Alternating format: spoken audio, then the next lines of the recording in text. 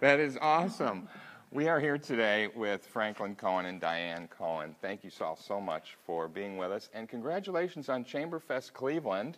Thank you. Thank you, Tom. Yeah. Great to be here. Really, from the Cleveland amazing community. Day too. Huh? It is. It's amazing, and that you did this. We're so proud, really, because this is such an awesome event that you came up with almost out of the blue. I mean, where did it really come from, Diane?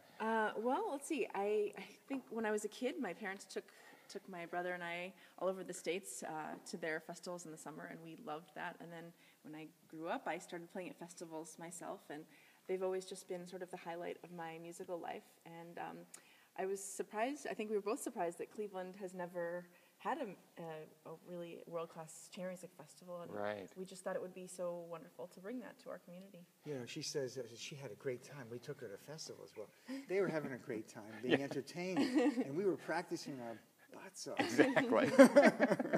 So now you're both practicing your Right, butts right. off, right, these days?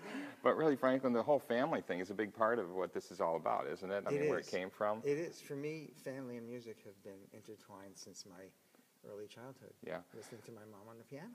And you're doing quartets and chamber music in the home. Is that really where it came from? Yeah. Yeah, we've always rehearsed and had concerts in our house, and this, in a way, feels like an extension of that kind of community. That's what we're going for, at least. Talk about chamber music itself as compared to, Franklin, we see you on stage with the Cleveland Orchestra all the time. Dan, you're out of town these days, so we don't see you as much. But the difference between symphonic music and chamber music. Well, let me first say that, you know, when I first started my career, I started out as a soloist. Then I played more chamber music, went to festivals, and sort of got into the orchestral business through the back door, so to speak. But on the other hand, it's taken up most of my life. I've been here 36 plus years. Right. And during that whole time, I've sought every opportunity to play chamber music outside. Right. With friends all over the country, all over the world. And my kids. So talk about how the music itself is different. I mean, it's a different instrumentation. You play it in Yeah. different venues, right? Yeah, I mean, it's still music, right? So all music, I think, is equally great, but chamber music feels like just such a much more intimate form of communication, and unlike being an orchestral player where, you know, ultimately the conductor helps shape the vision of what's happening, in chamber music, you know, there's a lot more back and forth between the colleagues, and you really feel like it's yours. You can even look in the eyes of the people sitting 5, 10 feet away. Because you're usually in a little Right. circle with each other. And like a little wink or a little nod can, you know, there's that sort of inside information that colleagues feel amongst themselves. Right, Yeah. right. You guys have a really interesting setup over the 5 days. Talk about how each day is different. Opening night, congratulations, sold out already, but it's fabulous. Talk about how you have a different theme each night. Yeah, so, well, the theme for the whole festival is called the Big Bang, and we came to that because we wanted this festival to feel like, you know, a birth of something, the beginning of something. And so Big Bang felt sort of celebratory and new in that way. And we wanted to take the festival around town because we want to bring as many different groups of people into the fold as possible. So the first night is happening here where we are in Mixon Hall, which is a beautiful hall, has this gorgeous garden behind the glass windows. And that first concert is called Explosive Beginnings, and that concert is all works by composers that were written in their very young formative years, Right. but really outstanding pieces like the Mendelssohn Mendelssohn Octet, which Octet. is it's really one of the greatest pieces of the literature. Right. And he was, what, 16? Something Yeah, he when was wrote 16. it. And then, let's see, my dad has sort of been a very important part in coming up with our movie night, which will happen the next night at the Wine Spot. Right. That's kind of interesting. Why did you choose that place, too? Because you Well- could do the films there? Well, frankly, because that space on Lee Road was an old hardware store that I would visit with great frequency. I used to tease that I spent half my income there. And when they went out of business, I was really depressed. And then I saw this new place going in. I went in one day and thought, wow, this is beautiful. I don't mind coming in here now. You know, the emotional trauma was over. Nice, nice. Got friendly with the owner, and I thought it would be a great place to have music, food, wine, and movies. Awesome.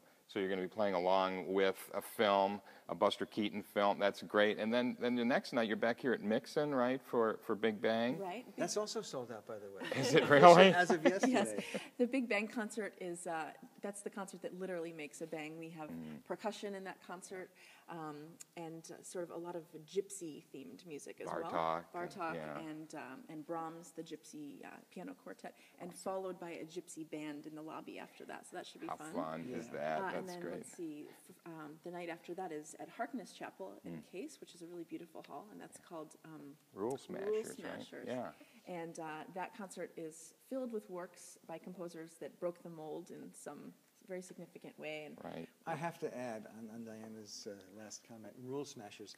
I'm sort of featured on that concert. Awesome. And ever since I came into life, I've been a Rule Smashers. Right. So even if the music has nothing to do with it. Exactly. Sorry, I dropped your mic. It's okay. No, we're, you know, even in classical music, you have these people, Stravinsky, who really broke the mold and really even upset people at the time. It's hard to imagine these days classical music upsetting people, but it's true. it happened, yeah. And then the final night, Origins and Revelations at this really interesting place, at Dunham Tavern, Yeah, right? we're really excited to be playing there. Dunham Tavern is a venue. It's one of the oldest buildings in Cleveland. The actual house on that property, and the barn has been rebuilt. It's really beautiful space. It sounds great, and it's on Euclid. And we think it's a great place for a concert. We have some of our favorite repertoire on that concert. The Mozart Clarinet Quintet is wrapping up the whole season, and we have one of the most magnificent Beethoven trios of all time, along with the Shostakovich Quartet that's rarely played. So I think it's a really great mix of music. Well, you say Big Bang, and it's going to be an annual thing. That's what we all want to know. Definitely, yes. Awesome. We've been working hard this year to really set it up in a way that this will continue long into the future. That's our dream. We're so proud of you. I know it's a lot of work. You're rehearsing, I know right now. Thank you so much for taking time to talk thanks with us, for- both of you yeah. guys, Thank father, you. daughter. We're so proud. Thanks. What'd you decide to leave us with here? Oh, just about three measures of Bartók contrast. think Goluboff, right? Oh, Goluboff. Oh, my God. That's what we finally decided. Okay, we're going to improvise a little bit here.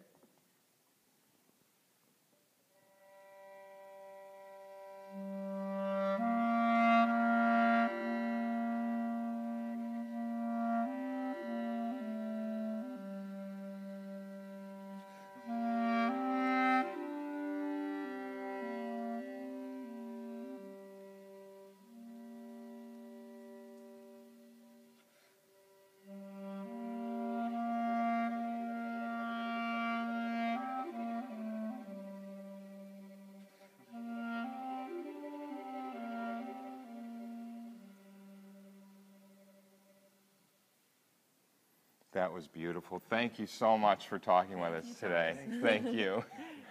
Hey, it's Thomas Mulready from CoolCleveland.com. Have a great week in Cool Cleveland. Oh, was I not supposed to do No, that? you're fine. Shit. I wonder why she's tugging in my shirt. Oh. And I had the most shooting grin on my face.